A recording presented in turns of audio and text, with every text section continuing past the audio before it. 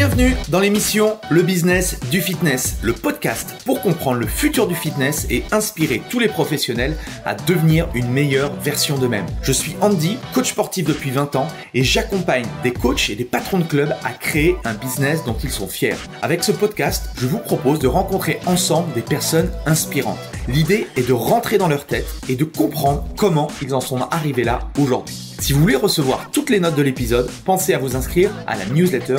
Vous trouverez le lien dans la description. Dans l'épisode du jour, j'ai le plaisir d'inviter Anthony Rouxel, gérant d'un écosystème de société autour du sport et de la santé. Il a démarré comme coach sportif pour ensuite diversifier ses activités. Il a créé une gamme de vêtements et d'accessoires, une boutique de compléments alimentaires, un service de coaching en ligne. On a parlé de plein de choses passionnantes avec Anthony. Pourquoi le marché du coaching est surchargé? Comment se lancer dans le coaching en ligne? Comment monter plusieurs business et créer un véritable écosystème? Comment lever des fonds pour accélérer sa croissance? Comment gérer sa carrière de coach? Comment recruter et manager ses équipes? Et encore beaucoup d'autres choses. Bref, je ne vous en dis pas plus et je laisse place à notre conversation avec Anthony Rouxel. Bonjour à tous, bienvenue dans le podcast Le Business du Fitness et aujourd'hui, j'ai la chance d'être avec Anthony. Salut Anthony. Salut Andy, merci de m'accueillir. Est-ce que du coup tu peux te présenter rapidement pour expliquer un petit peu qui tu es, ce que tu fais aujourd'hui? Ok, je m'appelle Anthony du coup, j'ai 31 ans et je suis gérant d'un écosystème de société autour du sport et de la santé. Yes. Et nous, on s'est connus, on a parlé un petit peu en off, on s'est connus lors d'un mastermind et j'ai trouvé ce que tu faisais hyper inspirant. Et j'aimerais justement revenir sur ton parcours, comment tu as fait justement pour partir de zéro et créer tout cet écosystème-là. Si on reprend Anthony plus jeune, c'était qui Anthony? Mon surnom c'était Big Mac quand j'étais plus jeune.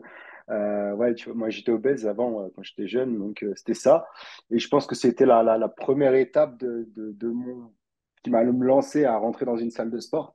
Tu vois, à mes 16 ans, je suis rentré dans une salle, je suis devenu complètement accro. Forcément, ça m'a changé la vie parce que j'ai perdu 30 kilos. J'ai commencé pour la première fois un peu à reprendre confiance en moi. Et en fait, à partir de là, je n'ai jamais décroché de la salle jusqu'à mon côté entrepreneur. Mais effectivement, c'est là où du coup, j'ai commencé après les compétitions très rapidement, dans le bodybuilding, dans le powerlifting. Là, j'ai fait des dizaines de compètes. Et c'est Et quoi, ça a été quoi l'élément déclencheur du coup pour que tu ailles dans un club? Est-ce que tu te souviens ça bah, alors, je sais pas, en fait, je me souviens juste que j'avais toujours envie d'aller dans une salle de sport, mais qu'on n'avait pas le droit avant, tant qu'on n'avait pas 16 ans. Et je sais pas, j'y suis allé un petit peu pour regarder, pour voir ce que c'était. Et en fait, c'est là où en même temps j'ai eu le déclic. Je me suis dit, vas-y, il faut que je change physiquement. Après, c'est vrai que j'avais beaucoup de moqueries. C'était pas facile à vivre. Tu sais, pas de nana, etc., des choses comme ça. Mais je pense que c'est ça aussi, hein, le tout. Je me rappelle plus trop, mais je pense que c'est ça qui a fait que je me suis dit, ok, vas-y, faut que je me bouge le cul, quoi. Ok. Et comment tu es passé du coup d'une personne qui découvrait l'univers de la muscu, du fitness, à se lancer dans les compétitions et après à en faire justement ton job, quoi? Ouais, déjà le milieu de la compétition, ça, j'ai été toujours très compétitif. Avant, c'était sur l'e-sport, enfin la partie jeux vidéo. Ensuite, j'ai eu là du coup dès que je suis rentré en salle avec un petit peu moi-même. Et genre par exemple, je me suis inscrit 2 années en boxe, tout de suite c'était pour me préparer pour les championnats. Et du coup, c'est venu naturellement après. Enfin tout ce que je fais depuis toujours, j'ai cet esprit de compétition. J'aime pas perdre. J'ai quand même un certain ego. Je le sais, c'est mon défaut aussi. Et forcément, j'avais envie de me pousser au maximum, quoi. Et c'est ça qui a fait que ça y est, j'ai commencé les compètes. C'est pas les compétitions qui m'ont amené au coaching. Le coaching, il est venu un petit peu tout seul. En fait, à la salle, on m'a demandé de l'aide sur une diète, sur un training, etc. J'ai fait, il y a eu des résultats. On m'a redemandé. On m'a demandé, mais là, on m'a dit non, tu ne me le fais pas gratuit, je te paye. Et là, je me suis dit, c'est intéressant ça. Genre, je kiffe faire ça. Je suis rémunéré pour. Et c'est là où, du coup, j'ai commencé à faire mes premiers coachings. Et donc, Ok.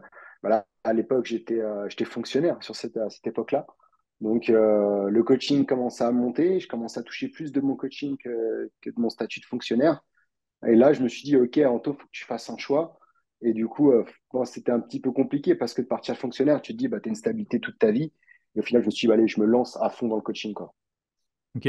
Alors, ce qui est assez drôle, c'est que je pense qu'il y en a beaucoup en t'entendant que la majorité aujourd'hui des personal trainers ou des gens qui se lancent dans ce coaching, ils ont quand même des difficultés à se lancer.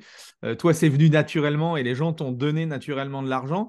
Je pense que tu faisais déjà ou peut-être inconsciemment des choses. Est-ce que tu peux justement donner des petites pistes ou qu'est-ce que toi, tu as compris de cette relation entre le coacher et comment justement développer un business? Parce que lancer un business, c'est le plus difficile, quoi. Alors, au début, si c'est vraiment venu naturellement, j'ai pas eu besoin de faire de market ou autre, tout simplement parce que le marché n'existait quasiment pas. J'ai démarré, moi, j'ai fait 8 années de préparation physique en ligne. Donc, quand j'ai démarré au départ, tu n'avais personne sur le marché. Tu vois, tu avais vraiment personne. Donc, c'était assez simple. Après, c'est quand j'ai commencé à me dire, OK, je vais arrêter d'être fonctionnaire, je vais en faire mon métier, que là, je me suis dit, OK, il faut que je prenne ça au sérieux, il faut que je commence à, à marketer là-dessus, tu vois, à prendre les bases, etc. Je me suis toujours formé, c'est-à-dire que même au départ, je me rappelle une période, je prenais 3 coachs sportifs en même temps. Les 3 me faisaient diète, training et après le plus pour les compétitions. Et j'en suivais qu'un seul, mais au moins j'apprenais. Et tu vois, mais quand j'ai commencé après vraiment ma carrière de coach sportif, je me suis dit, OK, c'est bien, je suis bon au niveau diète, training, mais je me suis dit, par contre, niveau marketing, bah, j'y connais rien. Et en fait, bah, tout simplement, à l'époque, tu n'avais pas vraiment de formation et tout. C'est pareil, c'était pas connu et tout. Mm. Donc, j'ai acheté mes premiers bouquins et j'ai beaucoup appris par moi-même, en fait, en testant des choses. Et c'est vrai que mon business, je l'ai vraiment fait exploser quand je me suis tourné vers les réseaux sociaux. Et je me suis dit, OK, bah, je vais commencer à comprendre comment ça fonctionne et je vais voir qu'est-ce que je peux exploiter dessus. Voilà, essayer de trouver les failles. Ouais, la première Euh, chose, je pense que c'était déjà ton expertise, toi, en tant que personne qui avait déjà, enfin, qui faisait les compètes. Je pense que tu avais aussi le rôle modèle, c'est aussi important en tant que coach, je pense, le rôle modèle. Après, aujourd'hui, on entend beaucoup, je pense, le personal branding, se brander en tant que personne. Tout ça, je pense que tu l'avais naturellement ou ça s'est fait naturellement. Et comme tu dis, bah, comme on était enfin, moi, je me souviens que 15 ans en arrière, quand on s'est lancé dans le coaching, ouais, il y avait rien. Donc, c'est sûr que c'était ouais. d'un côté, c'était plus difficile parce que bah, le consommateur ne savait pas trop ce qu'on pouvait attendre d'un coach, mais de l'autre côté, il y avait moins de concurrence, beaucoup moins de concurrence qu'aujourd'hui. Donc ça, c'est la première chose, c'est le rôle modèle et le personal training. Et la deuxième chose importante, et je te rejoins aussi par rapport à ça, le fait de se former. Euh, L'univers, toi, parce que le deuxième point noir de la plupart des coachs et des indépendants, c'est la partie business. Il ne faut pas se le cacher. Ouais. Euh, quels sont les conseils que toi, tu pourrais donner aujourd'hui? Est-ce que c'est encore intéressant de se lancer sur un média social, type Insta, type TikTok ou autre? C'est quoi ta vision de tout ça, de marketing? Alors, au niveau des coachs sportifs, j'entends souvent tous les coachs qui disent oui, tu peux te lancer, il y a toujours la place, tant que tu trouves ton chemin, tant que tu trouves ta place, etc. Si on parle purement marketing, et je te parle en tant qu'entrepreneur, c'est du bullshit complet. C'est-à-dire qu'on ne va pas se mentir, le marché, il est surchargé. Il n'y a pas de porte à l'entrée pour être coach, surtout la partie en ligne, parce que du coup, la partie en ligne, elle n'est pas assez réglementée. Donc, n'importe qui peut coacher. Donc, c'est un marché qui est surchargé. Un marché qui est surchargé, qu'est-ce qui se passe? Bah, il y a énormément de concurrence, donc les prix sont tirés vers le bas. On le sait, hein, avant, on vendait que des packs de 12 mois, voire 24 mois. Maintenant, tout le monde propose du 3 mois, du mois par mois. Alors, regarde, j'ai lancé une société qui s'appelle Body Coaching. Ça offre 3 mois de coaching en ligne offert, n'importe qui. Tu vois, donc c'est que le début, il y en aura d'autres. Le marché se ubérise. Donc, pour moi, effectivement, tu peux te lancer, mais c'est beaucoup plus dur que quand nous, on a démarré. Tu vois, que ce soit il y a 15 ans, il y a 10 ans, il y a 5 ans, c'est beaucoup plus dur. Alors, effectivement, il y a aussi plus de clients. Il faut faire les bonnes choses. Donc, c'est un marché où tu sais que tu peux aller à la pêche assez facilement parce qu'il y a du client, mais il faut que tu sois meilleur que les autres. Il faut que tu te fasses repérer beaucoup plus vite. Moi, les marchés un petit peu rouges, comme on dirait, c'est les marchés un petit peu compliqués comme ça. Je les trouve intéressants parce qu'on sait qu'il y a la clientèle, on sait qu'il y a un gros volume de marché. Et du coup, si tu as une structure et que tu es très bon en marketing, tu peux faire ta place facilement. Par contre, si tu n'es pas bon, tu vas galérer. Voilà. Quand je dis en marketing, ça peut être aussi d'avoir un bon personal branding, etc. Hein, c'est du marketing aussi. En gros, si tu as un caractère qui est fort ou des connaissances hyper pointues, tu peux facilement ressortir. Moi, il y a des coachs qui étaient dans mon équipe, là, au final, ils sont ultra spécialisés. Et en moins d'un an, ils arrivent, ils sont reconnus, ils ont une centaine d'élèves, etc., alors qu'ils n'avaient pas touché un coaching avant. Pourquoi? Parce qu'ils sont ultra spécialisés, parce qu'on sait les mettre en avant.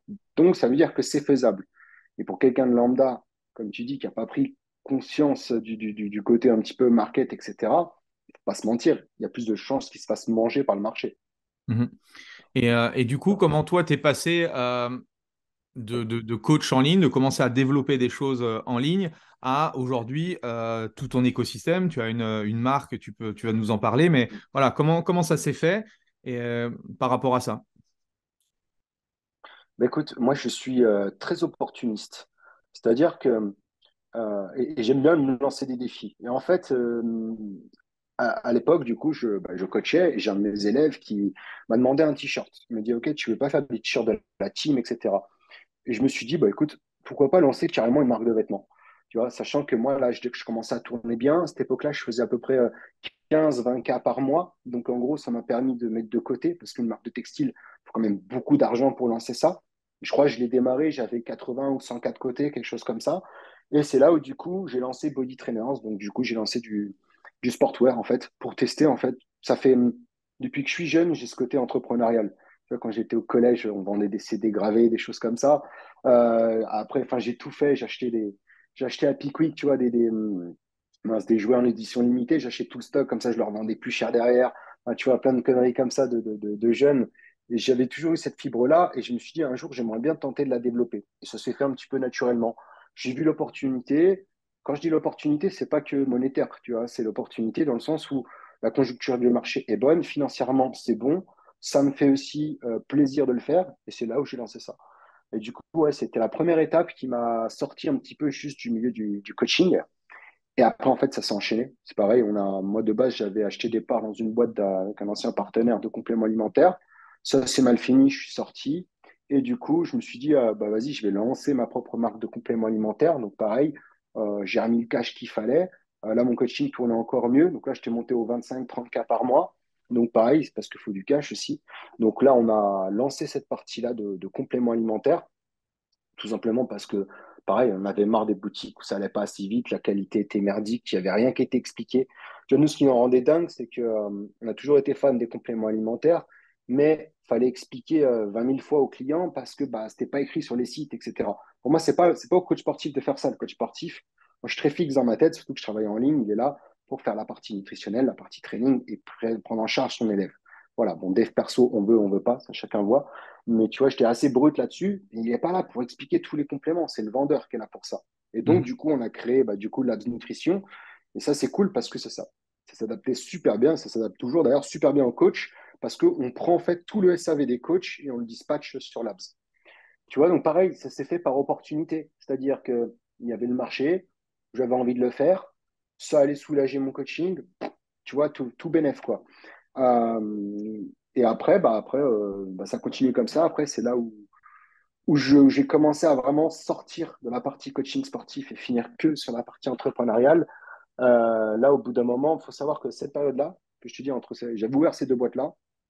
Donc, je gérais, je crois on était monté à 10 employés, une connerie comme ça. Donc, je gérais ça. En plus de ça, j'avais entre 100 et 150 élèves en ligne. Et en plus de ça, j'avais une vingtaine de compétitions par an, dont à peu près 12-13 à l'international. Donc, je peux dire que je charbonnais beaucoup. Et là, en fait, c'est passé que j'ai commencé à perdre ma barbe. J'ai commencé à avoir des trous dans ma barbe. Et du coup, ça. Et ensuite, j'ai fait un petit point, une petite introspection. Et ça faisait quand même 8 ans que je faisais du coaching sportif, 8 ans que j'étais dans ce milieu-là. Et je me suis dit que je commence un peu à avoir fait le tour. J'ai souvent besoin de me challenger. Et c'est là où j'ai pris la décision, du coup, d'arrêter du jour au lendemain. Donc, alors c'était un risque émotionnel, c'était un risque financier, parce que là, 30 k par mois du jour au lendemain, je me suis dit, allez, je laisse tomber. Bon, après, j'ai mes autres sociétés qui tournaient, donc c'est pas comme si que j'étais à la rue, mais Et c'est tu un voulais petit pas confort quand justement même. le déléguer à une équipe de coach ou non? T'avais pas cette réflexion? Alors, Tu voulais pas? si, en fait, ce que j'ai fait, c'est que moi, mes élèves, je les ai dispatchés à tous les coachs. Ouais. Tu vois, je les ai dispatchés. Alors effectivement, du coup, j'avais pas de royalties ou trucs comme ça. Mais du coup, au moins, c'était, en fait, comme je disais souvent, ça reste dans le cercle. C'est-à-dire, ça restait dans le cercle de l'écosystème qu'on a commencé à créer. vois, les coachs qu'on a lancés, les tout premiers, etc., ils étaient dans ce cercle-là. Et au final, bah, leurs clients a acheté des compléments, leurs clients a acheté du textile. Donc, tu vois, ça restait dans le cercle.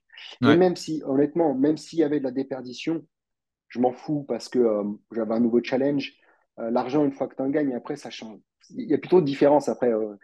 Au-dessus que une certaine somme, après, tu t'en fous, ça fait ni chaud ni froid. Et même moi, j'aime faire de l'argent, mais j'aime pas spécialement en avoir, tu vois. J'aime bien en faire pour le dispatcher directement dans mes projets. Et du coup, je m'en foutais un petit peu. C'était pas ça. Ce qui était dur, c'était juste de me dire, OK, qui je suis maintenant, en fait. Parce que tu vois, ça faisait quand même 8 années que j'étais, enfin, 10 années au final que j'étais à fond dans ce milieu-là. Toute une grosse partie de ma vie, j'étais toujours été en mode machine, en mode robot. Et je me suis dit, wow, ok, ça va faire bizarre, je prends un risque, dans quoi je me lance? Mais en fait, la passion de l'entrepreneuriat elle est devenue tellement énorme et j'avais aussi envie de manger le monde, mais d'une autre manière. Et du coup, bah ouais, c'est passé tranquille. Et en fait, cette période-là, j'avais juste envie de faire une petite chose, c'est que j'avais envie de laisser comment dire, mon image, ma marque, voilà, sûrement mon ego qui parlait encore, mais j'avais envie de laisser un petit souvenir. Et du coup, c'est là où j'ai créé Body Coaching. Donc là, au début, j'avais lancé une première version karaté. J'ai relancé une deuxième version où du coup, on faisait du coaching en ligne. Et quand je te dis en ligne, c'est vraiment avec suivi personnalisé, diète, training, etc. Tu vois, c'est pas genre des programmes ou je sais pas quoi. On l'avait Mhm. fait à 19 euros. Et là, on a rechangé la version et on l'a fait à 0 € pendant 3 mois gratuit. Et Excellent. tu vois, c'était ma. Donc, effectivement, c'est complètement disrupteur. J'ai eu la moitié des coachs qui m'ont insulté et l'autre moitié des coachs qui m'ont soutenu en disant bah, c'est cool, ça a fait introduire des nouvelles personnes dans le coaching parce que c'est qu'un certain temps et après, ça les fait dispatcher. Donc, au final, ça fait rentrer nouvelles personnes dans ce monde-là. Mais après, en général, quand je me fais insulter, j'aime bien, ça veut dire que je dérange et j'adore, je suis très disrupteur. C'est vraiment la chose préférée que j'adore faire dans le business. Donc voilà, et après, bah, du coup, dans la continuité, j'ai lancé Coaching Business 360. Donc là, on aide les coachs, les salles de sport, et c'était le but en fait. Et là, maintenant, on va passer aux entrepreneurs aussi. Et ouais, c'est juste que bah, voilà, c'est comme ça que l'écosystème s'est créé petit à petit. Voilà. Ouais, tout s'est fait un petit peu vraiment en mode opportuniste, en mode au fur et à mesure, et surtout en fonction de mes envies. Je suis vraiment quelqu'un, j'ai envie de faire quelque chose, même s'il y a quelque chose qui me fait gagner de l'argent, c'est pas ça qui me retient. L'envie est plus forte et je peux facilement balayer un projet et passer à autre chose. Ok. Et si je reviens sur la partie coaching en ligne, parce que je pense que ça peut intéresser certains, Mhm. euh, aujourd'hui, qu'est-ce que tu dirais justement à un coach qui veut se lancer en ligne au niveau organisation ou autre? Comment toi tu gérais justement ces 100, 150 clients? Au niveau de l'organisation, bah alors déjà, elle s'optimise petit à petit, mais il y a des réflexes à prendre dès le départ. Il y a quelque chose à faire tout de suite, c'est de classifier tous ces programmes. Ça, c'est le truc que font pas assez les coachs. Souvent, ils font un programme et dès qu'ils démarrent un nouveau client, ils redémarrent à zéro. Sauf qu'on ne va pas se mentir, les programmes entre certains clients, quand tu prends une femme qui s'entraîne 4 fois en salle par semaine dans un fitness park, souvent, tu as des programmes qui se ressemblent vraiment. Et en fait, ce qui est dommage, c'est que la plupart des gens, ils sont vraiment dans tout ou rien. C'est soit je refais tout à zéro, soit Hmm. si j'automatise tout, je fais que des envois directement. Sauf qu'il y a quelque chose qui s'appelle la standardisation. La standardisation, c'est un entre-deux. Et tu peux te dire, bah, je peux au moins standardiser 80% du temps de mes actions. Je précise bien du temps de mes actions parce que pour un programme, c'est que, bah, par exemple, moi, j'ai commencé à trier tous mes programmes un à un dans les splits 3 jours, 4 jours, 5 jours. Pareil pour les diètes en 1800, 2000 cales, 2200, en 3 repas, en 4 repas, en omnivore, en VG, etc. Et en fait, au lieu de le faire tout d'un coup au départ, que ça prend beaucoup de temps, moi, je l'ai fait au fur et à mesure. C'est ce que je conseille au coach, c'est dès le début, commencer à trier tous ces documents. Et c'est ce qui va permettre justement, dès que tu as un nouveau client, bah, tu sais que tu as forcément une base qui se rapproche. Et au moins, tu as déjà le document. Tu n'as plus qu'à regarder, par exemple, pour un training, bah, tu vas regarder après la morpho du client, sa salle, ses blessures, mais tu n'auras que quelques exercices à modifier. Au final, il aura son programme ultra personnalisé, mais toi, tu auras mis 10% du temps du temps complet. Et pour te dire, nous, avec mes équipes, on faisait des records comme ça, où on prenait un nouveau dossier et on chronométrait en combien de temps on le faisait. Mais on se notait aussi sur La qualité sur le du fait que le programme. dossier devait être bon. Ouais, Hmm. c'est ça. Et dis-toi, alors ça peut faire un peu flipper, mais on est passé sur des dossiers où moi je mettais 4 heures quand je démarrais.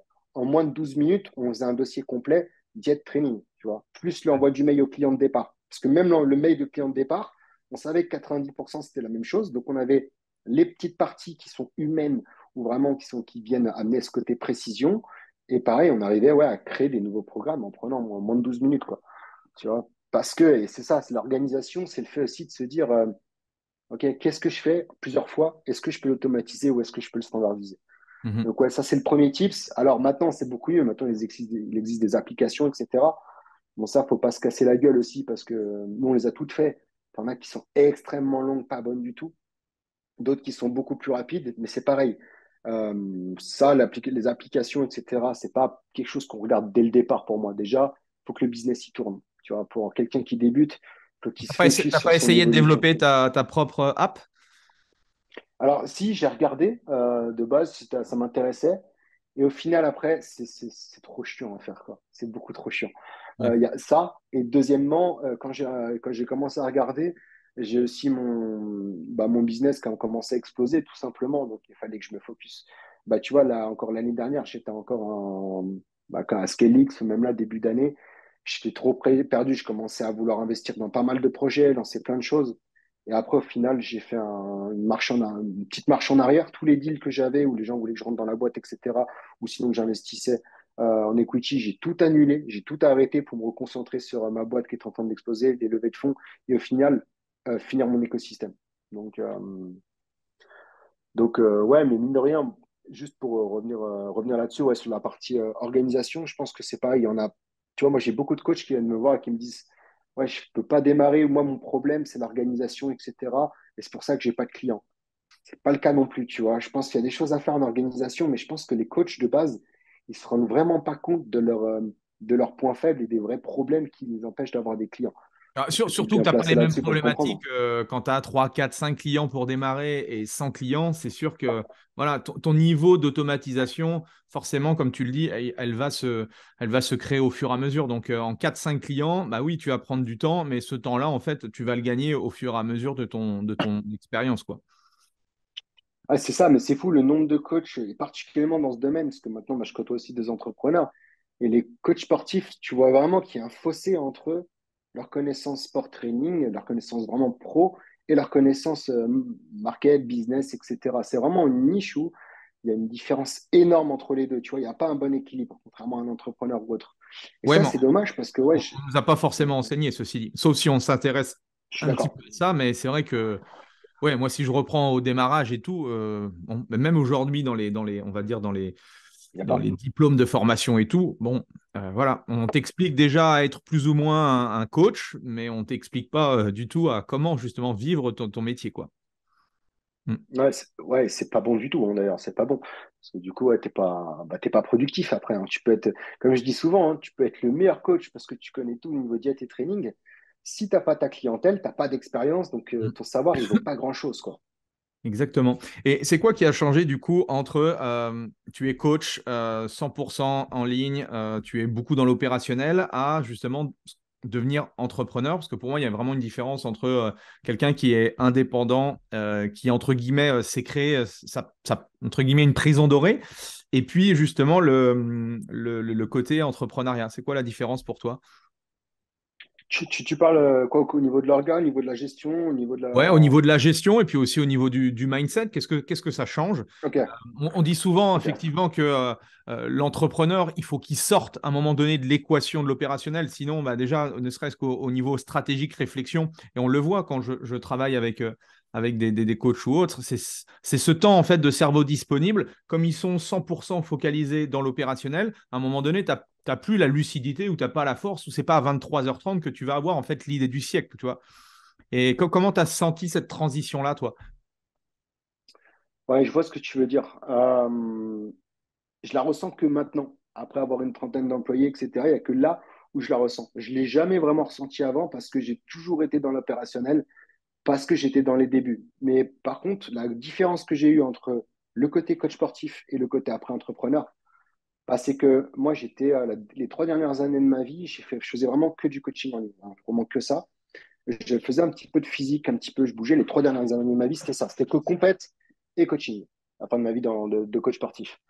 Et là, en fait, c'était la solitude aussi. Tu vois, la solitude qui était compliquée pour moi et où j'ai vu la différence quand j'ai commencé plus l'entrepreneuriat avec des personnes, des équipes, etc. Il y a ce côté-là. Maintenant, au niveau de la gestion, un petit peu de la réflexion du business, je suis totalement d'accord avec toi. Quand tu commences à constituer tes équipes, il te faut un petit peu, c'est aussi pour gagner du temps, pour réfléchir sur tes stratégies. Maintenant, je trouve que il n'y en a pas trop besoin tant que tu n'atteins pas un certain niveau. C'est-à-dire, c'est pour ça que je suis resté beaucoup dans l'effectif, beaucoup dans l'opérationnel. Et il n'y a que là où je me rends compte où là, je vais faire des stratégies où sur mes business, on parle de plusieurs millions après, où ça va, par exemple, une levée de fonds, tu as même 1 million, mais qui vont faire plusieurs millions derrière. Là, c'est une stratégie que tu es obligé de réfléchir, prendre beaucoup de temps derrière, de, ouais, de passer du temps en retrait, on va dire. Donc, tu peux plus être dans l'effectif. Et là, tu vois une réelle différence. Mais je pense que c'est pas à faire quand tu as tes premières équipes, même quand tu es coach, que tu commences à avoir tes premiers prestataires, à déléguer un petit peu, etc. Je pense pas que ça à faire tout de suite parce qu'en général, tu n'as pas des plans qui vont énormément augmenter ton business. Au début, comme tout business, tu te concentres sur l'essentiel, faire plus d'acquisition clients, augmenter un peu ta LTV, donc c'est-à-dire en grosso modo ce que vont dépenser tes clients avec tes services. À la rigueur, créer un petit service pour vendre un petit peu plus, augmenter ton expérience client, tu vois, des choses de base. Au final, tu n'as pas trop besoin de réfléchir de stratégie, tu vois, il n'y a pas de stratégie. C'est plus, est-ce que ton placement sur le marché, il est bon ou il n'est pas bon? Voilà, s'il n'est pas bon, voilà, tu n'as pas besoin non plus de rester beaucoup en retrait de ton business pour comprendre ça, quoi. Si tu vises mal, tu vises mal. Par contre, c'est vrai que là, maintenant, je le ressens beaucoup plus, ce besoin un petit peu de réfléchir, de prendre un recul à la troisième personne sur le business et où là, la stratégie, je la ressens beaucoup plus même sur les chiffres après, tout simplement, quoi. C'est quoi les enseignements que tu retires là depuis que bah, tu as développé ta marque de vêtements, tu as démarré, enfin, tu as développé ta marque de compléments. Voilà, c'est quoi on va dire ouais, les enseignements, ce que tu as pu apprendre au cours de ces dernières années? Alors déjà, vous lancez pas dans le textile, c'est une prise de tête incommensurable. Je crois que c'est vraiment le business. J'ai eu des propositions d'investissement dedans, j'ai tout refusé direct, c'était hors de question. Je ferai, à part là, bah, c'est là qu'on va continuer, mais genre vraiment, partez pas sur du textile en vous disant c'est une bonne idée pour démarrer. Voilà, clairement, déjà le marché C'est quoi qui est maintenant, il dur? coûte. C'est quoi qui est dur par rapport à ça, justement? Bah, déjà, pour le monde du textile, déjà, tu as le marché qui est complètement saturé. Et c'est un monde où c'est de l'achat-revente et c'est quelque chose où tu dois créer le buzz en permanence. Donc, déjà, c'est chiant. Moi, par exemple, je déteste faire ça. J'aime créer des business long terme. Tu vois, comme le complément alimentaire, j'adore ça parce que c'est, c'est de la dévrabilité régulière. Donc, tu as conquéri un client, il va revenir chaque mois parce que tu lui apportes un bon service. Le textile, pas du tout. Tu sais, c'est mettre des gros coups de com' à chaque fois, à chaque sortie, etc. J'ai horreur de ça. Voilà, j'aime pas ça déjà. Et ensuite, c'est juste une horreur au niveau fabrication. Si tu Ouais. savais les dizaines de milliers d'euros qu'on a perdus parce qu'on arrive, les trucs, ils sont pas comme tu as commandé, ils sont pas comme ceux qu'on t'a envoyé. Voilà, il y a beaucoup de jeunes, à chaque fois, ils rêvent en mode, c'est leur rêve de faire une marque de textile, etc. Mais le marché, il vaut plus le coup maintenant. Déjà, tu as n'importe quel influenceur pour 5000 balles, il lance sa marque de vêtements maintenant. Et, ouais, il y a trop d'erreurs, trop de trucs. Et au final, pour ce que ça rapporte par rapport à d'autres business, alors oui, la marge est très bonne. Du coup, ça peut être intéressant au premier abord. Mais en fait, c'est chiant. Donc, tu vois, ça, c'est voilà, le premier conseil, mais un petit peu de joke aussi, parce qu'il n'y a pas que ça. Après, j'ai appris vraiment. Après, vraiment, le truc le plus important que j'ai appris, c'est qu'en gros, ça continue d'être ma philosophie, c'est que je sais que je vais faire 10 actions, j'en ai 9 qui partent droit dans le mur. Et parce que j'en ai une qui va réussir ou deux. Et c'est comme ça. Tu vois, vraiment, ça, c'est ce qui fait que à chaque fois, j'arrive à rapidement dominer un marché, rapidement à dépasser les autres. C'est parce que mes concurrents, ils vont réfléchir 1000 ans avant de lancer un produit. Moi, tu vois, par exemple, j'ai lancé au début mes coaching business. J'ai lancé ça à l'arrache. Je suis arrivé, je faisais un vieux truc éclaté sur un Word, pas beau, pas de suivi, rien. On faisait juste une étude. C'est des trucs pas bons où certains clients, bah, ils ont pas kiffé. D'autres ont quand même évolué. Mais tu vois, c'était pas un truc propre. Et tu vois, quand je le vois par rapport à mon produit maintenant, on fait du suivi, on fait tout. Eh ben, je me dis, putain, c'était quoi cette merde que j'ai lancée? Mais au moins, je sais que j'aime bien faire des projets, les faire tout de suite, même si je rate, même si c'est pas bon, même si c'est pas parfait. Parce que moi, je les lance pendant que mon concurrent, lui, il fait rien. J'amasse des fonds et avec ces fonds-là, j'améliore mon produit et surtout, j'ai une connaissance réelle du marché. Parce qu'il y en a plein, qu'est-ce qu'ils font? Ils réfléchissent pendant 1000 ans. Tant que tu réfléchisses, bah, ton concurrent, il t'a dépassé, le marché, il a changé, ton produit, il n'est plus à jour, c'est même plus la peine. Et tu vois, c'est ça l'enseignement que Ouais, j'ai c'est le compris concept un de peu ces Lean deux premières Startup, quoi. boîtes directement, c'est tu lances. Ouais, ouais, c'est ça, tu lances et tu réfléchis pendant que tu fais, en fait. Tu vois un peu. Ouais, ça, c'est vraiment le truc mais vraiment que j'applique tout le temps. Que j'applique, enfin, c'est devenu un peu une philosophie que je fais. Alors maintenant, après, le but du jeu, effectivement, tu essayes de faire le moins d'erreurs possible. Mais c'est un truc, tu vois, par exemple, je l'enseigne en interne dans mes équipes. C'est-à-dire que maintenant, on fait des formations en interne. C'est un des vous allez faire de la merde sur des choses, mais on sait que ça fait partie du process pour apprendre. Et je préfère que vous fassiez ça plutôt.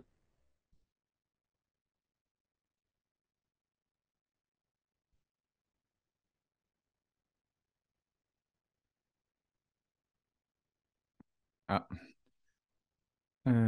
Hop, hop. Attends, je crois que Ok, j'ai. c'est bon. Ouais, je t'ai perdu. Ouais, vas-y. Ça a coupé 10 secondes. Ok. Non, mais j'avais fini ma phrase. Et du coup, est-ce que ça a changé aussi pour toi? Et je pense que oui, entre le fait d'être seul et du coup de constituer une équipe. Aujourd'hui, tu as combien de collaborateurs avec toi? Grosso modo, on est une trentaine de collaborateurs. Donc, bah, si ça m'a changé, ouais, ça m'a changé, mais enfin, pas que ça m'a changé toute ma vie, parce que toute ma vie est rythmée autour de ça. Pour te dire, ça fait bah, moi 3 ans que j'ai lancé ces business-là. Au début, bah, j'ai pris ma première employée. Euh, et déjà, rien que là, on a commencé à vivre en coloc. Après, bah, qu'est-ce qui s'est passé? En fait, moi, il faut savoir que les employés, qui sont même des associés maintenant, à la base, c'était des clients qui sont devenus des amis. Tu vois, donc, c'est des clients, amis, employés, associés pour la plupart. Et tous, en fait, j'ai pris ce rythme-là où, en fait, on a pris une maison, un peu comme la Facebook Home, mais version Body Trader, c'était la BTZ Home, on l'appelle toujours comme ça d'ailleurs. En fait, quand les nouveaux arrivaient, bah, souvent, ils n'avaient pas de quoi se loger, etc. Parce que tout le monde est venu d'à peu près toute la France. Et du coup, ils n'avaient pas de quoi se loger. Bah, ils venaient, ils restaient 3, 6 mois. Donc, on vivait ensemble, etc. Et après, bah, on prenait leur appart et d'autres venaient, etc. Là, je suis encore en coloc pour te dire aujourd'hui. Et effectivement, le travail en équipe, ça m'a complètement changé. Il faut savoir que déjà, j'ai fait 3 ans solo. Dans ma jeunesse, j'étais souvent seul aussi. Et du coup, bah, moi, perso, je kiffe, j'adore. J'adore la vie, j'adore les gens. Euh, et ils comprennent pas que moi, tout le temps, j'arrive, je suis tout le temps souriant, je suis tout le temps de bonne humeur, même quand c'est la merde, même quand il y a des mauvaises nouvelles. Et moi, en fait, c'est juste parce que je kiffe l'ambiance, tu vois. Je suis trop bien comme ça. Et bon, là, maintenant, justement, je vais arrêter la coloc parce que bah, c'est vrai que je leur sens le besoin, comme on disait, d'être plus éloigné, réfléchir, être plus, tu sais, plus dans ma place de stratège, en fait. Mais du coup, ouais, la grosse différence que j'ai eue, c'est une putain de vague d'humanité, en fait, tu vois. Je sais pas trop comment l'expliquer, tu vois, j'ai pas trop les mots pour, mais c'est complètement un changement de vie que j'avais avec quand j'étais en mode ermite pour vite monter mon... Alors, ça m'a permis de vite monter mon business, hein, la partie ermite. Mais là, du coup, ça me permettait de bâtir un business long terme. Et surtout, ça m'a donné des skills que j'avais pas. Gestion d'équipe, gestion de l'humain, etc. Et ouais, la grosse différence, c'est que c'est aussi la motivation. Parce que, bah, tu vois, des fois, je vais arriver le soir, je vais être un peu fatigué. En fait, tu voyais les gars qui étaient en train de bosser sur leur coaching, sur leur biz et autres, ou bien sur le business principal. Bah, qu'est-ce que tu fais? Tu sors ton PC, tu te mets à côté d'eux, tu discutes, tu rigoles et c'est parti, tu es reparti pour 2, 3 heures. Et tu Mm. vois, cet esprit d'équipe, c'est pour ça que j'ai toujours fait très attention de choisir, que ce soit mes employés, les personnes qui vivaient ceux qui vivaient dans la maison, parce qu'au moins, j'ai essayé de favoriser des profils qui sont bosseurs, qui s'entendent bien, parce que c'est hyper motivant. C'est comme ça qu'on est vite monté, tu vois, parce qu'on était une bande de potes, soudés, et ça permettait de vite augmenter dans les projets, alors qu'on n'était pas du tout formés ou quoi que ce soit. Et Ouais, ouais, c'est un peu c'est cet c'est un peu aspect-là. le modèle startup, quoi. Un peu le modèle startup. Et souvent, dans les Ah startups, bah, on parle de culture. La culture d'entreprise, c'est hyper important. Et d'après ce que tu me dis, je ressens un petit peu cette énergie. Et du coup, il y a une question, c'est comment justement faire la part des choses entre le privé et le professionnel au niveau management. Ça se fait comment? tu me poses une dure question, là, on me dit. Ça se fait pas. Ça se fait pas. C'est juste la connerie de dire que tu peux séparer le pro et le perso. Quand tu vis ensemble, tu peux pas le séparer. Je peux te dire, j'en ai fait les frais. J'ai perdu des amis, des potentiels associés à cause de ça, parce que bah, quand tu mélanges les deux, bah, Tu as des histoires de cul, des histoires de meufs, des histoires de taf, des histoires d'argent, des histoires d'amicales. Enfin, tu vois, tu as tout qui se mélange et forcément, ça crée des frictions. Et tu peux pas séparer les deux. Voilà. Ceux qui disent oui, c'est simple, on peut séparer les deux, ils se voient la face totalement. Voilà. Tu peux pas. Comment tu gères ça après? Eh ben, comme tu gères un business, c'est-à-dire tu sais que tu es sur un fil entre deux montagnes et puis tu essaies d'équilibrer tout ça, quoi. Tu essaies d'équilibrer pour pas tomber. Sauf que là, bah, c'est ton équipe que tu as entre les mains et tu essaies de pas les faire tomber. C'est à peu près ça. C'est-à-dire que moi, je sais que je suis capitaine du navire et mon rôle, c'est que quand tout va mal, je suis le seul qui va garder la tête froide. Et tu vois, c'est là où j'ai pu gérer un petit peu l'aspect pro-perso parce qu'il y a eu des fois où ça s'est embrouillé pour des histoires à la con. Et du coup, bah, c'est moi qui étais là pour après remettre tout le monde à sa place, remettre une pression à tout le monde, remettre les choses à zéro et repartir. Moi, ce qui est bien, c'est que dans n'importe quelle situation, je garde mon sang-froid et c'est ça qui permet ils savent qu'ils ont toujours quelqu'un qui sera accroché et du coup, je peux gérer ces problématiques de pro et de perso qui se mélangent. Mais voilà, c'est comme ça que je fais. Après, il y a eu toute une phase où c'était compliqué de trouver la place un petit peu de patron, en fait, tu vois, où pour moi, c'était inconcevable parce que c'est mes potes, tu vois. Enfin, si tu m'ont vu bourrer en soirée, des choses comme ça. Enfin, tu vois, Mhm. c'est des moments un petit peu spécifiques. Et en fait, bah, tout simplement, c'est en discutant. Tu vois, à un moment, j'ai fait une réunion avec chacun. Je leur dis, voilà, j'ai un peu du mal, du coup, à te donner des ordres au taf quand il faut en donner, parce que certaines fois, c'est important. Est-ce que ça te dérange si je prends une posture un petit peu plus de patron? En fait, tout c'était OK et trouvaient ça normal. C'est juste moi qui me mettais des barrières, tu vois, des barrières mentales. Et c'est ça, c'est à force de discussion que j'ai pu trouver vraiment le vrai équilibre. Et aujourd'hui, on a quand même un super bon équilibre là-dessus. C'est-à-dire qu'on se voit, on est potes, on va délirer au taf. On a cette ambiance, on est plus en tant que ouais, bah, plus l'ambiance travail, tu vois. Même si ça déconne quand même, tu vois. On a un mode style startup, tu vois, quand tu regardes les séries et tout sur les startups, tu vois, qui sont en train de se déguiser, en train de faire les cons. Bah, en fait, c'est vraiment comme ça, tu vois. Alors, on était encore Halloween tous déguisés, ça balançait des pétards, des fumigènes, tu vois. Tu vois, ça reste pro, mais on reste startup encore. Excellent, excellent. T'as lu le livre, tu sais, de Netflix? Ça te parle ou pas? Non? Ok. Non, pas du tout. Du coup, c'est hyper intéressant au niveau, il explique la culture et tout le Ah ouais? côté management et tout. Et c'est, enfin, la vision est hyper intéressante pour ceux qui ont des équipes. Et ça me faisait penser du coup un petit peu à cette Ok. philosophie que tu es en train que tu en train d'amener. Euh, Toi, tu veux t'arrêter où? Alors, bon, espérons que tu te foutes pas de ma gueule. Moi, j'ai un objectif qui est assez précis dans ma tête.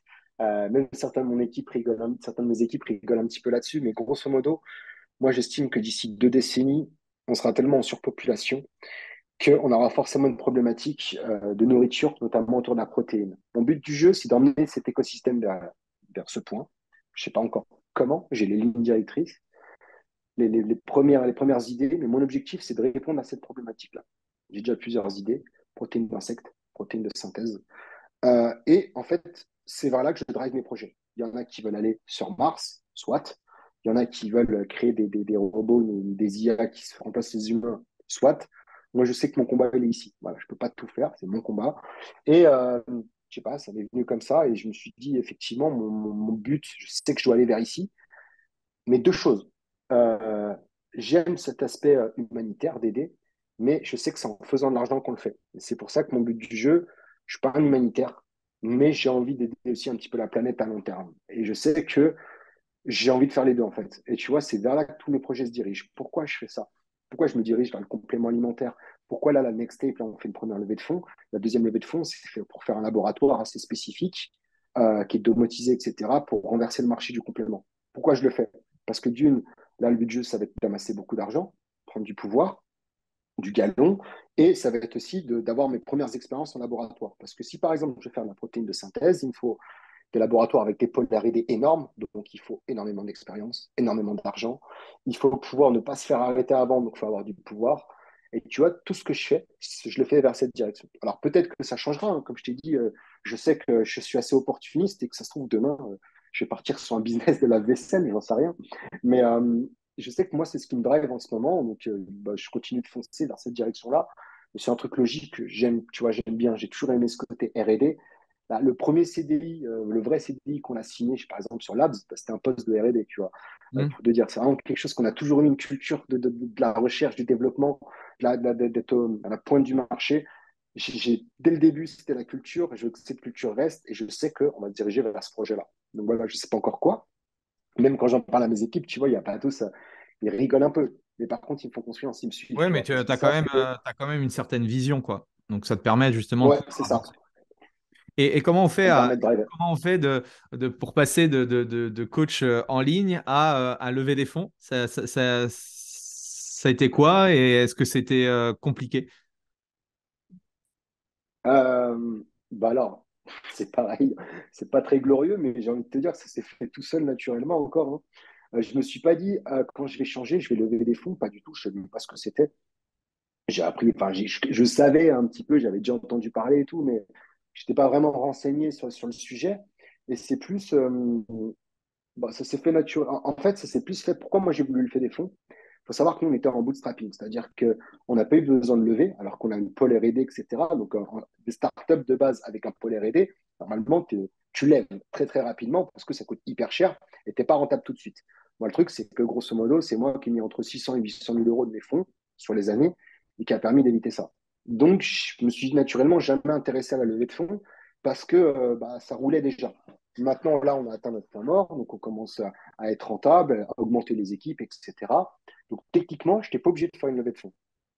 Et en fait, bah, je discutais un petit peu, je réfléchissais et je me disais, mais en fait, où je veux aller là? C'est quoi les next steps? Au final, j'ai un projet qui est énorme. Et à la vitesse où ça allait, je me suis dit, ça va jamais le faire. Enfin, ça se fera, mais dans 20 ans, ou dans 30 ans, ou dans 40 ans, c'est trop long. Et c'est là où m'est venue les idées de levée de fonds. C'est en fait, tu fais une levée de fonds, pourquoi? Parce que tu ne te dis pas, ah tiens, je lance un business pour faire une levée de fonds. Non, tu fais une levée de fonds parce que tu te dis, mon idée, mon objectif, c'est ça, et j'en ai besoin pour y aller plus rapidement, ou j'en ai besoin pour le faire.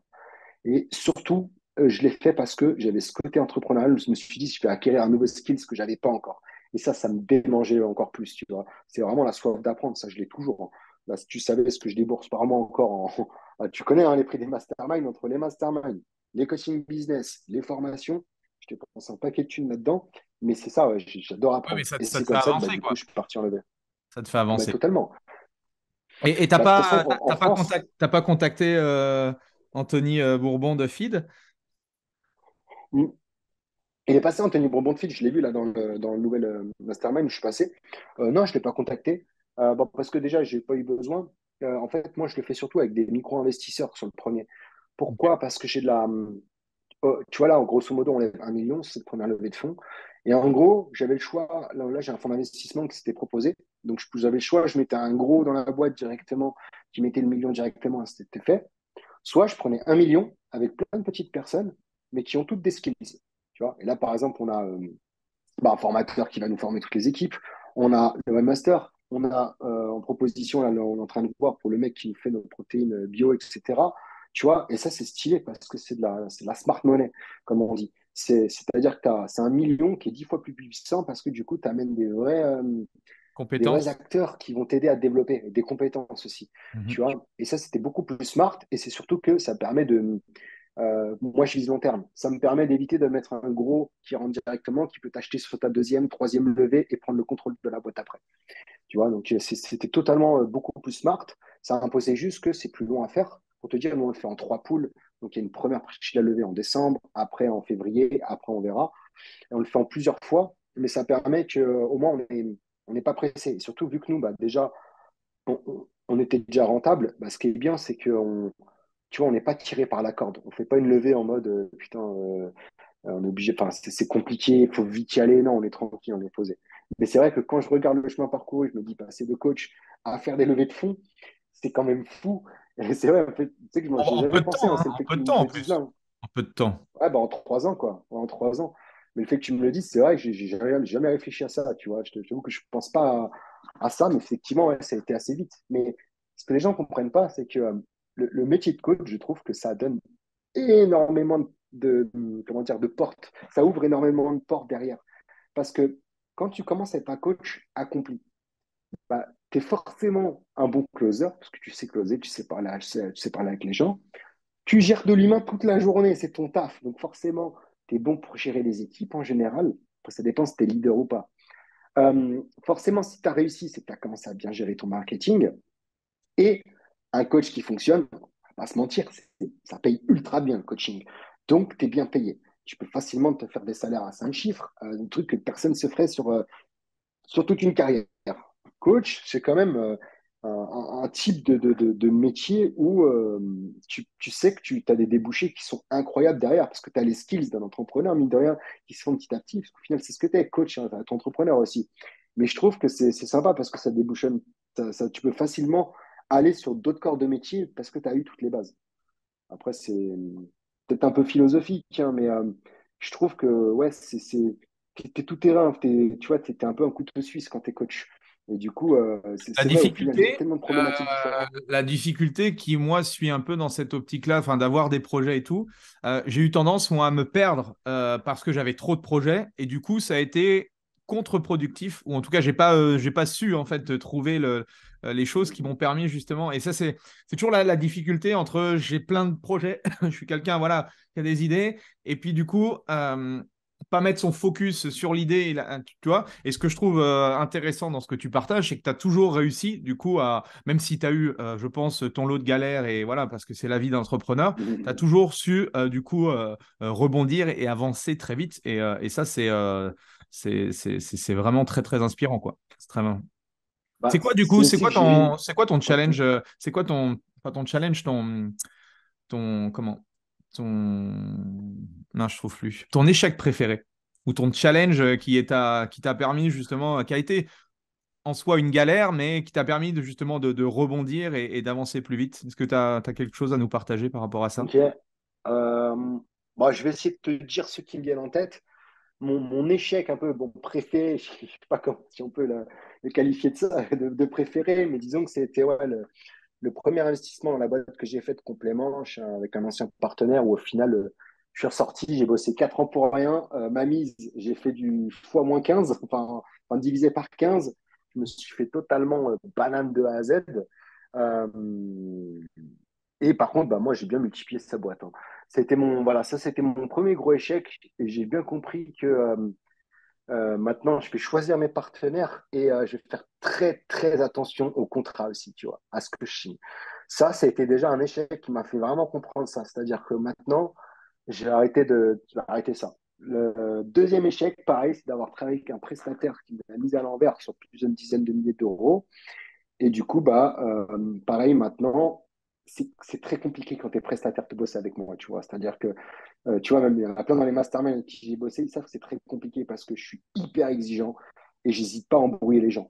Tu vois, dans le business, je suis très, très agressif déjà avec mes concurrents et avec mes prestataires, c'est encore pire. C'est vraiment soit tu fais ton travail, mais si tu m'as menti ou si tu t'es surestimé ou autre, je te fous droit. Tu vois, donc c'est un échec qui m'a appris dessus. Et après, je n'ai pas vraiment d'autres gros échecs, quoi. Pour moi, c'est pas des. Tu vois, j'ai lancé par exemple la première version de Body Coaching, c'était un peu le Netflix du coaching. C'est-à-dire, c'était des programmes à la demande. On avait des nouveaux coachs qui venaient et te faisaient des choses. Par exemple, toi, tu aurais pu venir. On disait, OK, il y a des nouveaux programmes d'Andy qui sortent pour un mois seulement. Tu vois, c'était un truc comme ça que le principe était sympa. Mais du coup, l'application que j'ai utilisée, du coup, était dégueulasse. C'était des mecs qui sont sur le marché. Je ne sais même pas comment ils font pour vivre encore. Je ne vais pas dire leur nom, les pauvres.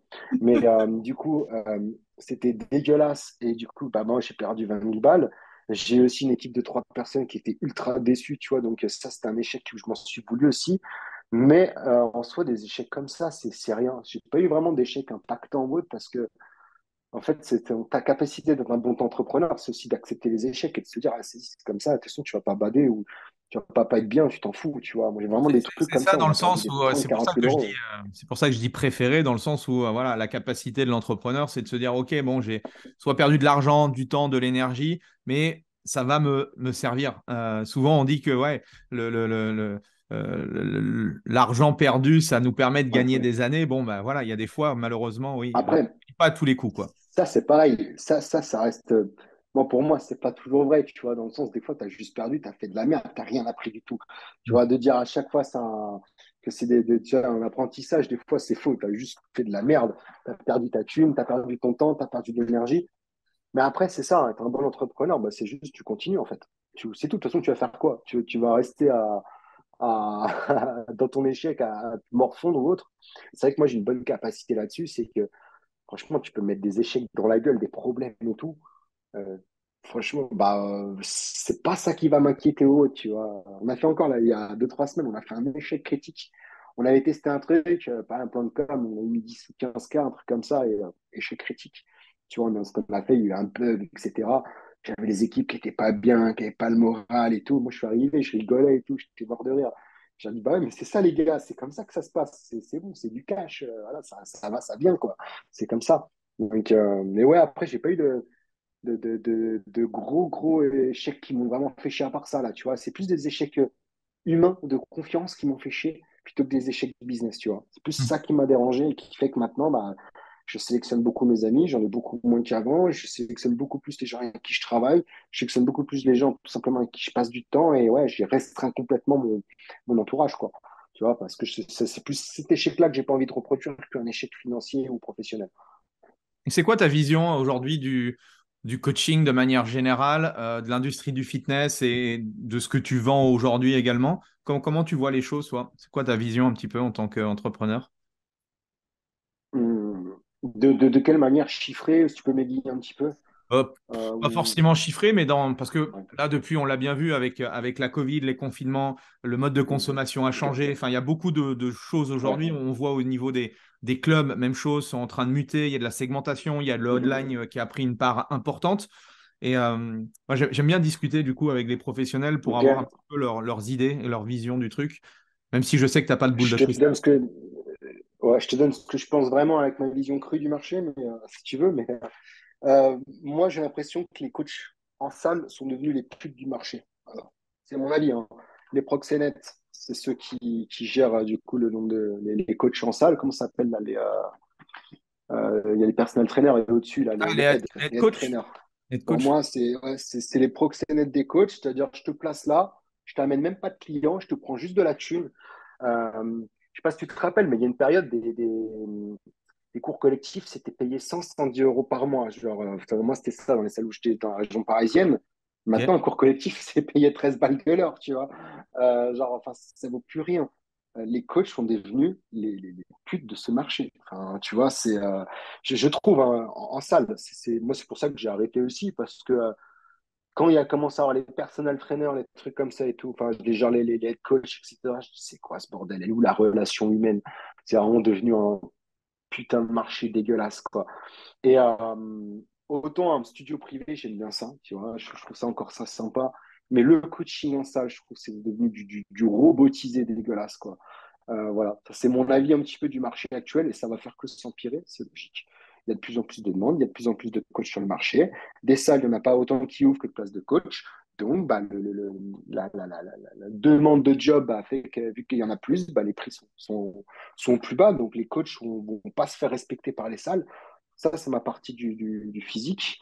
Bah, concernant ma vision, ça va partir en ligne. Il y en aura toujours plus en plus. Le marché va être haussier, mais le marché ne monte pas aussi vite que le nombre de coachs. Donc, forcément, ça va être de plus en plus agressif. Et on va se retrouver dans un monde où tu verras, on aura peut-être d'autres discussions. Tu verras dans 2, 3 ans, ça sera normal de faire du sans engagement pour les coachs en ligne. Tu vois, ça sera classique. Il y en a de plus en plus. Pourquoi? Parce que bah, voilà, il y a moins en moins de clients, il y a de plus en plus de coachs, donc chacun pas Qu'est-ce se que tu appelles du prostituer, mais sans du coup, engagement? C'est des abonnements mensuels? ouais, c'est-à-dire que tu vois, il y en a plein de coachs de base, tu vends avec des engagements de 3 mois, 6 mois, 12 mois. Hmm. Mais comme tout marché qui se densifie, bah, qu'est-ce qui se passe après? Bah, tu passes en mensuel parce que les autres font que 3 mois. Honnêtement, qui vend des packs de 12 mois maintenant? C'est beaucoup moins qu'avant. Pour un renouvellement, etc., ça va. Mais un client qui vient d'arriver tout frais te prendra quasiment jamais du 12 mois. Alors qu'avant, tu vendais qu'en 12 mois. C'était normal. C'était même pas pensable de vendre un pack de 3 mois au tout départ. Mhm. Maintenant, tu as le 3 mois. Tu as des sociétés qui font sans engagement et comme tout marché qui se densifie, bah, après tu verras que dans quelques années, tous les coachs seront sans engagement. Et tu le vois, regarde maintenant, tout le monde, je vois, tu dois le voir, des clients qui viennent te voir, ils te montrent des formules, ils sont déjà en WhatsApp 7/7, ils ont un bilan par semaine, tu peux m'appeler quand tu veux, tu peux venir dormir avec moi dans mon lit avec ma femme, tu vois ce que je veux dire? Genre, y a beaucoup trop de services. Et c'est même plus du coaching, c'est du babysitting qu'ils font, tu vois. Mais parce que, pourquoi? parce que le marché se densifie et les coachs, ils sont prêts à tout pour donner plus de services. Alors que c'est même pas ça qu'ils vendent. Tu le sais bien. Enfin, c'est pas parce que tu as 1 million de services que tu vas vendre. Tu vends pour ton personnage, tu vends pour la confiance que le client peut avoir envers toi et ce que tu vas lui apporter. Pas pour le service en lui-même. Et c'est ça que je trouve désolant, c'est que ça va s'empirer encore plus. Tu le vois, maintenant, ils font tous du développement personnel, il y a tous le téléphone. Bientôt, ça va être OK, j'ai mon coach, c'est sans engagement, je le paye 49 balles et il y a une visio avec tous les soirs. Tu vois, genre, ça va être limite ça. Et, euh, et c'est ça que je trouve un petit peu, bah, pour moi, voilà, pour répondre à tes questions, je vois un peu le marché qui va continuer de se densifier parce que, bah, voilà, tant qu'il y aura autant de coachs qui arrivent sur le marché, bah, ça sera le cas. Mais voilà, ça va faire ça encore quelques années. Ensuite, ça va se réguler. Mais ce sera un marché qui ne vaudra pas le coup, sauf si tu sais vraiment faire sortir du lot, en fait. Excellent, excellent. Est-ce que tu as des ressources à nous partager, livres ou podcasts, ou je ne sais pas si, qui peuvent inspirer justement les professionnels, ou des choses qui t'ont inspiré personnellement? Alors, pas vraiment, parce que moi, mes ressources en ce moment, c'est plus la finance d'entreprise et du coup, les bouquins un petit peu chiants comme ça. Euh, non, moi, c'est plus des formations qui peuvent être intéressantes. Je vais te prendre mes 2 dernières formations que j'ai kiffées. Celle d'Oussama Hamar, qui s'appelle Anyone Can Scale. Donc, vraiment, un mot ouvert l'esprit. Alors, c'est pas des formations pour coach sportif, hein. Je te parle des formations globales Ouais, que je pour l'ai moi, prise aussi, ouais. n'importe qui Je l'ai devrait prise faire. aussi. Ok. Bah, celle-là, elle t'ouvre l'esprit et te permet de comprendre justement, bah, pour les coachs, c'est intéressant parce qu'ils peuvent comprendre comment on va du coup standardiser une partie de tout ce qu'on fait. Ça, c'est intéressant. Moi, l'autre que j'ai kiffé, c'est celle de Mohamed Boclet sur la lecture rapide aussi. Donc là, ça permet de lire. C'est pareil, c'est des choses qui sont utiles à n'importe qui. Maintenant, des formations spéciales coach, non, je n'ai pas à conseiller. J'ai pas de bouquin que j'aime en plus particulièrement que les autres. Pas vraiment. Surtout que moi, je déteste les bouquins style, tu sais, motivation un peu. Putain, on en a parlé quelques-uns, mais j'aime vraiment pas ça. En fait, moi, j'ai tellement pas besoin de motivation.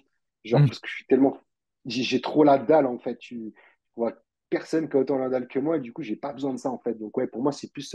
Je préfère 1000 fois prendre mon temps sur des formations que sur certains bouquins de motivation ou autres. Mais ouais, ces 2 formations-là, pour moi, c'est des trucs que tout le monde doit le faire. C'est obligé. Ta lecture rapide, c'est obligé. Tu lis beaucoup plus vite que les autres. Après, donc, tu gagnes sur n'importe quel terrain, que tu sois coach, pas coach, entrepreneur, pas entrepreneur. Juste, tu gagnes du temps. Le temps, c'est la ressource que tout le monde a besoin. Et après, l'autre permet de t'ouvrir l'esprit. Donc, ça, c'est intéressant. Parfait, parfait. Est-ce que tu as une dernière chose à nous partager? Euh, Écoute, pas vraiment. Je suis pas très fort pour les impros comme ça. Non, Bah en tout déjà, je cas, te remercier de c'était vraiment m'avoir. chouette, hein. C'était vraiment sympa. Je pense que, en tout cas, ceux qui sont restés jusqu'au bout, je pense que voilà, ils ont été inspirés. Moi, ce qui m'inspire, et quand on s'est rencontrés, et puis que tu as commencé du coup à partager, et puis nous, on est dans un groupe WhatsApp spécial et tout, et quand j'ai vu que tu montais Ouais. on n'a pas parlé, mais que tu as monté un bâtiment de fou et tout, je me dis, waouh, c'est cool, quoi. Franchement, c'est inspirant, et pour ceux qui veulent avancer, peut-être que tout le monde n'a pas envie de montrer une big boîte ou autre, mais en tout cas, je trouve que, tu vois, interviewer des personnes comme toi, moi, ça me rebooste, ça me motive et c'est toujours intéressant de voir un petit peu, de partir de coach, simple coach, c'est pas péjoratif, mais d'un business de coaching à développer vraiment une boîte et un écosystème, quoi. Donc, félicitations en tout cas. Ouais, puis ça peut motiver pas mal de coachs parce que souvent, on se rend pas compte, mais après, on est dans sa routine et on se rend pas compte des possibilités que ça ouvre le coaching. Donc ouais, c'est plutôt cool si ça a pu aider quelques personnes et plaire, bah, avec grand plaisir. En tout cas, merci Andy. C'était vraiment cool cette interview. Je te remercie. Parfait. Merci tout le monde en tout cas. N'hésitez pas à mettre un 5 étoiles, un petit commentaire. Et puis, on se retrouve du coup la semaine prochaine pour un nouvel invité. Allez, salut tout le monde. Salut Anthony. Ciao. Voilà, c'est fini pour aujourd'hui. J'espère que l'épisode vous a plu. Merci d'avoir passé ce moment en ma compagnie. 2 petites choses avant de vous quitter. Si vous cherchez les notes de l'épisode ou que vous voulez tout simplement me contacter personnellement, allez sur mon site andypoiron.com. Donc tout attaché, www.andypoiron.com. Vous trouverez toutes les informations nécessaires. Et dernière chose, et c'est la plus importante pour moi, si vous voulez m'aider à promouvoir ce podcast, eh bien vous mettez un avis 5 étoiles sur Apple Podcast. Si vous regardez cet épisode sur YouTube, eh bien pensez à liker et à vous abonner à ma chaîne YouTube. Et pensez à en parler autour de vous, pensez à en parler à vos amis ou à vos collègues dans le fitness. Ça permettra véritablement à ce podcast d'avoir beaucoup plus de visibilité. Voilà, en tout cas, merci, à très vite pour le prochain épisode.